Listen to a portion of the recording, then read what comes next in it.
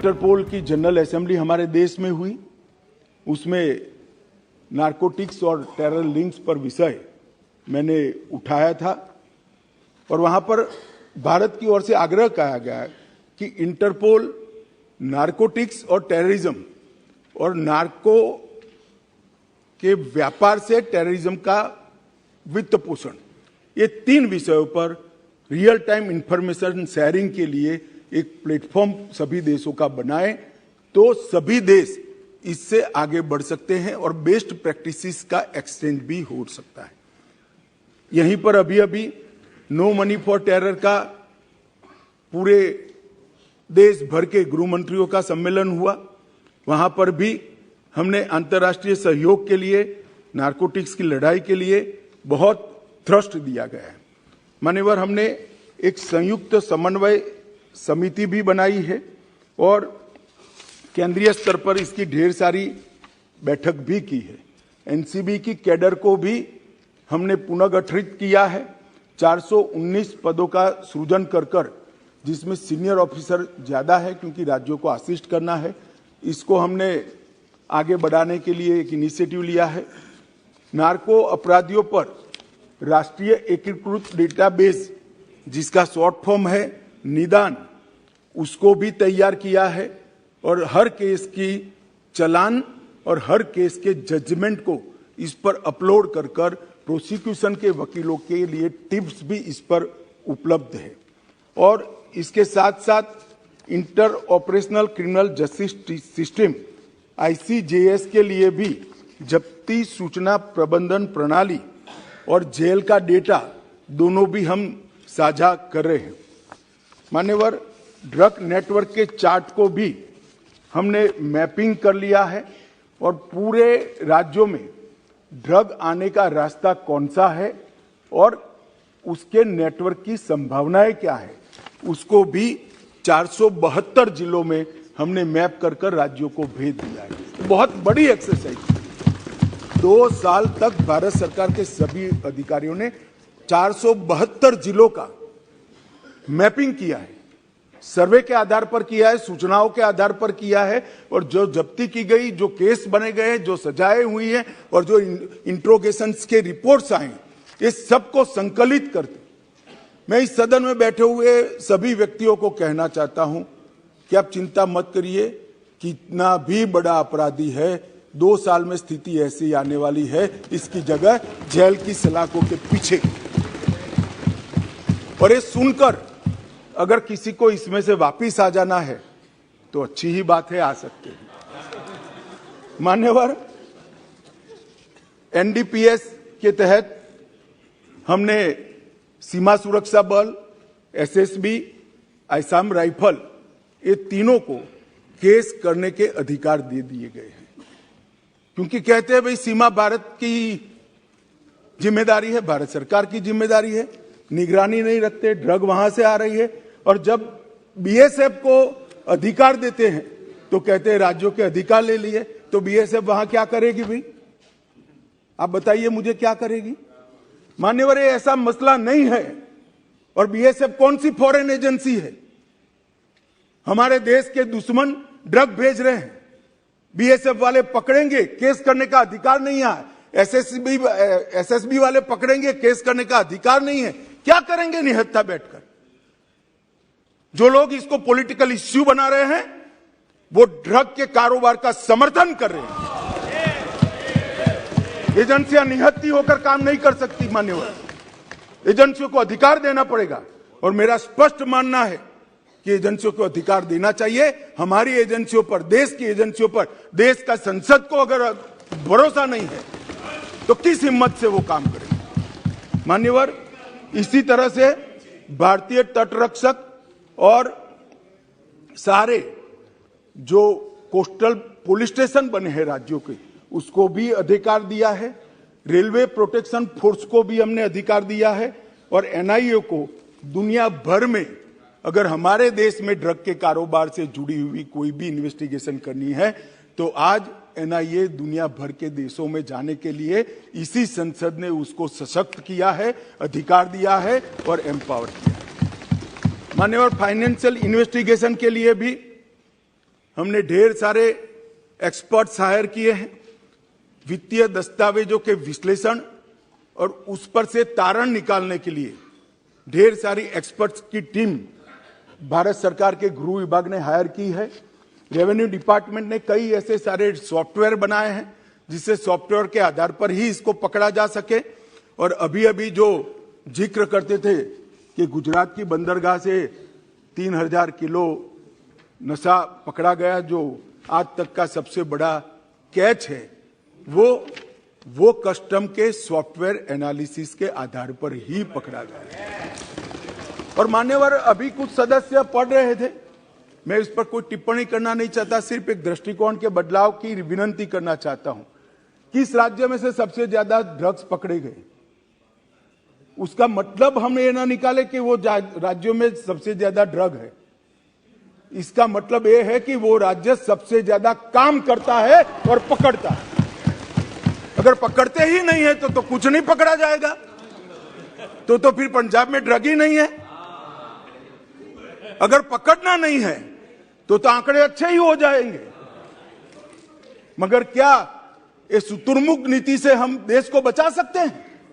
नहीं बचा सकते। हमारा मुंह मिट्टी में डालने से आंधी नहीं चली जाती मान्यवर, आंधी को फेस करना पड़ता है, सीने पे झेलना पड़ता है।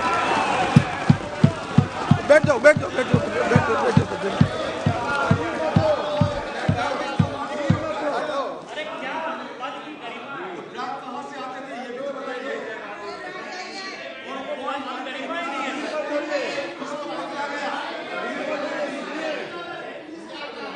एक मिनट मान्यवर कांग्रेस पार्टी के नेता ये कह रहे ड्रग कहां से आ रहा था। ड्रग गल्फ कंट्रीज से आ रहा था। इसके मालिक कौन है, उनको सारे के सारे पकड़ लिए गए हैं, फैक्ट्रियां सील कर दी गई हैं और उसके आधार पर देश के 12 राज्यों में रेड कर वहां भी कारोबार करने वालों को पकड़ लिया। और दूसरी बात, अभी मेरे पास नहीं है, मुझे मालूम नहीं था कि मुझे पुलिस इंस्पेक्टर की तरह इस सदन में जवाब देना पड़ेगा, तो मैं डिटेल लेकर नहीं आया हूं, मगर चालान कर दिया गया है, ऑनलाइन उपलब्ध है, सर्च कर नहीं मिलना है तो मुझे बताइएगा, मैं भेज दूंगा। माननीय अध्यक्ष जी, संपत्तियों को जब्त करने के लिए भी हमने कार्य पद्धति डिस्ट्रिक्ट लेवल तक सर्कुलरेट कर दी है। मनी लॉन्ड्रिंग की चैनलें, हवाला लेन देन और डार्क नेट, ये तीनों के लिए हैकाथॉन कर हमने ढेर सारे बच्चों के टैलेंट को संग्रहित कर एक बहुत सटीक रणनीति बनाई है, जो सार्वजनिक करना ठीक नहीं है, परंतु मैं इतना कहना चाहता हूं कि ये सारी चैनलों का उपयोग कर कोई मानता है कि एजेंसियों की नजर के बाहर जाएगा, तो वो ऐसा नहीं होगा। ढेर सारे लोग पकड़े गए हैं और आगे भी अभियान। हमने नारकोटिक्स के पकड़ते वक्त और एयरपोर्ट पर और बंदरगाहों पे डॉग स्क्वाड की तंगी थी, तो हमने हमारे ही स्वदेशी डॉग की नस्ल को तैयार कर अब बहुत बड़ी मात्रा में डॉग स्क्वाड बना लिए हैं और हम राज्यों को भी मान्यवर दे रहे हैं। मान्यवर, एनकोड के स्ट्रक्चर से जो प्रभावी समन्वय हो रहा है, इसको नीचे तक ले जाने के लिए हमने ढेर सारी सूचनाएं दी हैं। इसके साथ साथ एकीकृत ड्रग डेटा, सूचना प्रबंधन, सरकारी आदेश, सरकारी कानूनों, जो मैपिंग किया गया है इसकी डिटेल्स, मैपिंग को एक्सप्लोर करने के लिए जो नियम बनाए गए, ये best practices exchange, standard operating procedures और न्यायालय के अच्छे प्रोसिक्यूशन के पक्ष में आए हुए आदेशों का एनालिसिस और आर्ग्यूमेंट्स, ये सारा तैयार कर जिला स्तर तक एनकोड के माध्यम से हमने भेज दिया है। मान्यवर, dedicated anti narcotics task force भी हमने बनाया है। राज्यों और संघ क्षेत्रों के समर्पित एक एंटी नारकोटिक्स टास्क फोर्स भी राज्यों की सहायता में उपलब्ध है। इसके साथ साथ फार्मा डिपार्टमेंट जो भारत सरकार का है, दोहरे उपयोग वाली दवाइयों के लिए कितना मिनिमम उपयोग हो सकता है, इस पर भी एक अधिकारियों का समिति बनाकर कितनी दवाओं पर बैन कर सकते हैं, जिसके विकल्प उपलब्ध हैं वो दवाइयों को पूर्णतः बैन कर दिया जाए, इस पर भी काम चालू है। 4 मीटिंग हो गई है, अंतिम मीटिंग मार्च महीने में रखी है। मुझे आशा है कि ढेर सारी दवाइयों को प्रतिबंधित श्रेणी में हम ले जाएंगे, जिससे इसके उपयोग पर रोक लगाई जा सके। मान्यवर, समुद्री रास्ते से तस्करी रोकने के लिए मैं इतना बताता हूं कि एक जमाना था जब सीमाओं से नारकोटिक्स आता था, आज भी आता है, ड्रोन से आता है। जो ओपन सरहदें हैं उत्तर पूर्व की, वहां से भी आता है, परंतु 60 से 70% नारकोटिक्स अब समुद्री रास्ते से और एयरपोर्ट से आता है। इसको पकड़ने के लिए भी हाई लेवल टास्क फोर्स बना दिया गया है और हमने भारतीय नौसेना, भारतीय तटरक्षक, एयरपोर्ट अथॉरिटी ऑफ इंडिया और एनसीबी चारों की संयुक्त साप्ताहिक बैठक कर सूचनाओं का आदान प्रदान करते हैं, जिसमें कस्टम और रेवेन्यू डिपार्टमेंट के ऑफिसर को भी रखते हैं। तो हम एक भी कोना ऐसा छोड़ना नहीं चाहते जहां से ड्रग की अवैध कारोबार भारत के अंदर प्रवेश हो। मान्यवर, अवैध खेती का जहां तक सवाल है, हमने कुछ सॉफ्टवेयर बनाए हैं, ड्रोन का उपयोग कर रहे हैं। मैं मणिपुर के मुख्यमंत्री को बहुत बहुत बधाई देना चाहता हूं कि सबसे पायलट प्रोजेक्ट हमने वहां लिया था। वहां पर लगभग 1000 हेक्टर अवैध नशे की खेती को डिस्ट्रॉय कर उनको वहां पर हॉर्टिकल्चर प्लांटेशन कर रिहेबिलिट करने का प्रयास किया। इसी प्रकार का प्रोग्राम हमने राजस्थान के लिए भी बनाया है, मध्य प्रदेश के लिए भी बनाया है, सारे नॉर्थ ईस्ट के राज्यों के लिए भी हमने बनाया है। और ये हमारा जो अध्ययन समूह है गृह मंत्रालय का, इसने बहुत अच्छा रोड मैप राज्यों को बनाकर इस विषय में दिया है। मान्यवर, डार्कनेट और क्रिप्टो पर लगाम लगाने के लिए भी, जैसा मैंने पहले कहा कि एक अलग अलग प्रकार के हैकाथॉन किए गए, देश के चारों कोनों में किए गए, लगभग 3200 से ज़्यादा युवा इसके अंदर हिस्सा लिए, ढेर सारी चीज़ें हमें प्राप्त हुई है, इससे एक एमओ भी बनाया गया है। परंतु इसके साथ साथ मैक, जो एक सभी एजेंसियों के समन्वय का सेंटर है, सब मैक के रूप में हमने नार्को के लिए एक अलग मैक की व्यवस्था को गठित किया है और इसके अंदर नार्को ट्रैफिकिंग प्लेटफॉर्म की निगरानी, ड्रग नेटवर्क के इंटरसेप्शन, ट्रेंड्स के निरंतर एनालिसिस, डेटाबेस के अपडेट को एनालिसिस कर नई रणनीति बनाना और कार्य प्रणाली और नोड्स पर ध्यान देते हुए एक बहुत अच्छी रणनीति साप्ताहिक इसका रिव्यू हम करते हैं और मुझे लगता है कि इससे बहुत बड़ा फायदा मान्यवर हुआ है। नारकोटिक्स का प्रशिक्षण का मॉड्यूल भी बनाया गया है।